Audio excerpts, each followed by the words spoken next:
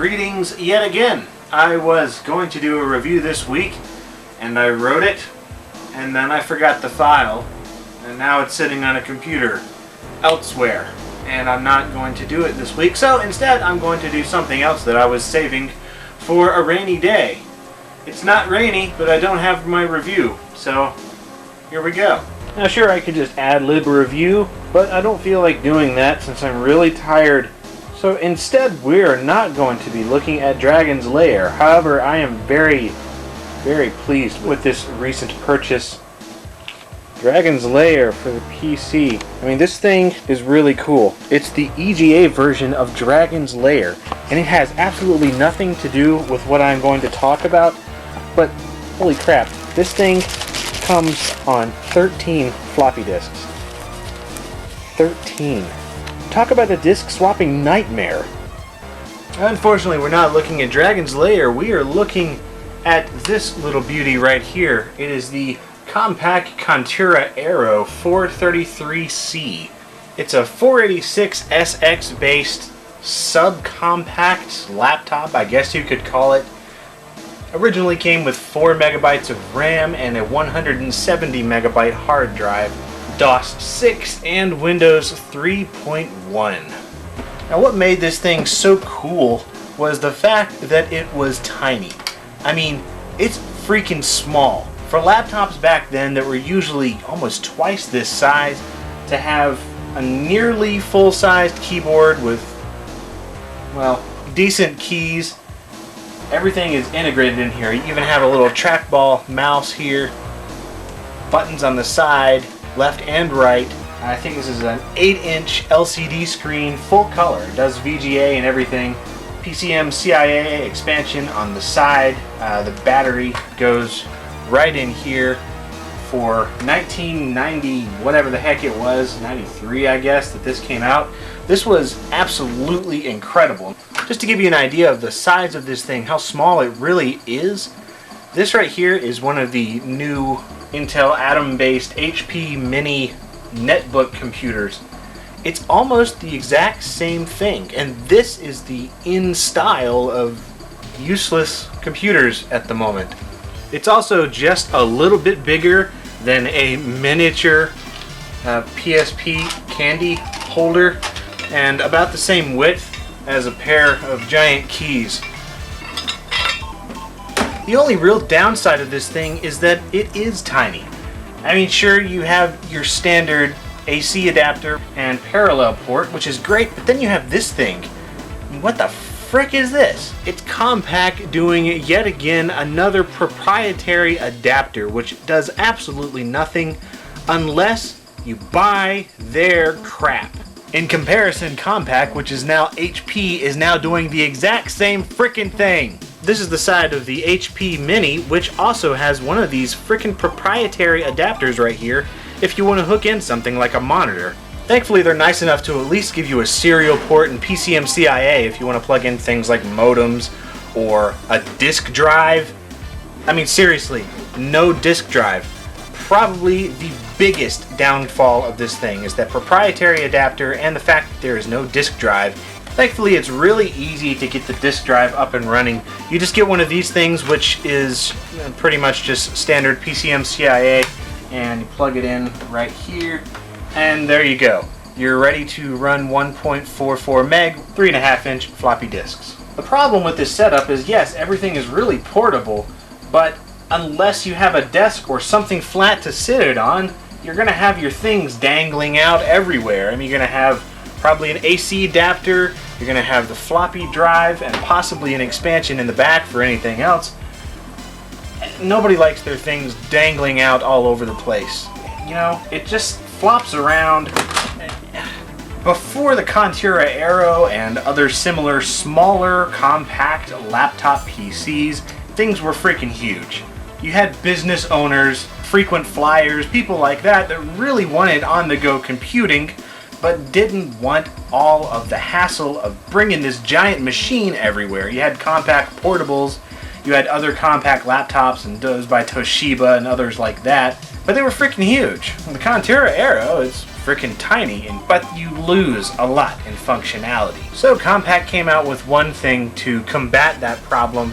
This is the thing that Compaq made. I know there's a name for it, but I can't remember it right now. Basically what it does is it adds mouse, keyboard, PS2 compatibles, and an SVGA output, and uses that same annoying little proprietary useless jack in the back here. You just plug it in and you've got expanded abilities, which is great if you're using it for a desktop replacement. And if that's still not enough functionality for you, you can buy this beast, the Compaq Base Unit. What this does, aside from turning you into a trippy cartoon, is allows you to use your Contura Aero as basically a desktop replacement. It really is a giant freaking base unit. All the same stuff on the back with a few extras: AC adapter parallel, SVGA serial, and keyboard and mouse, plus somewhere to charge your battery while you're using the base unit, as well as just generally looking like a fax machine toner cartridge or a ship from Star Wars Episode 1. Same basic idea, just plug it in that proprietary jack in the back and you're set up and ready to go. But first I want to show you what it's like without the expansions in the back and any kind of external video. For some reason on boot up, mine has really horrible contrast, and then you have to adjust it once it starts up. It doesn't seem to save it. I think there's something wrong with the CMOS battery. I have to replace that and see, but the contrast ratio really isn't that bad, and for an early 90s LCD screen, it's pretty darn colorful.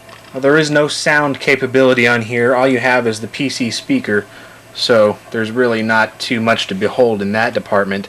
And not really much as far as graphics either. It's just standard 64480 VGA. Now, I don't know how much you can notice here on the video camera, but I'm moving the mouse cursor left and right, there is a bit of screen lag, which also translates into some ghosting.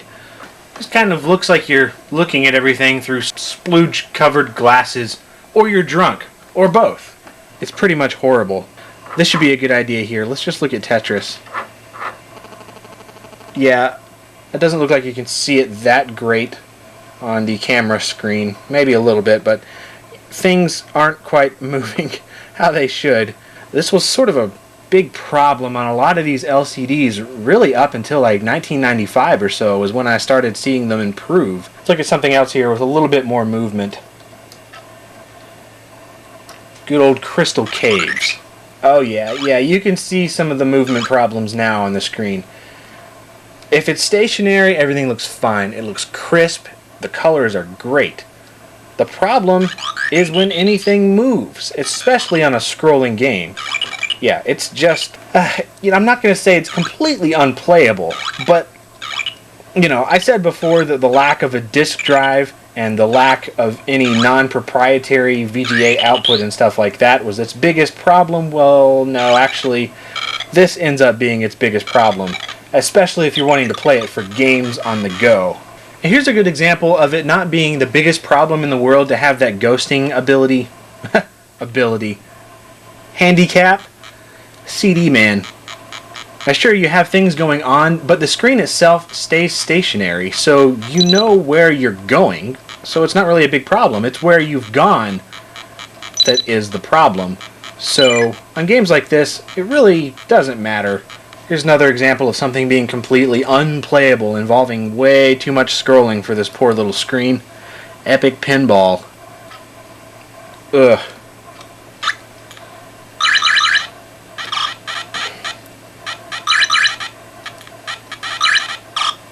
As a bit of contrast here to really get a feel for the difference between the base unit and the base unit, let's plug in the base unit into the base unit, and as soon as you clip it in there, the thing automatically turns on, and pretty much at this point the base unit just takes over everything and displays to an external monitor.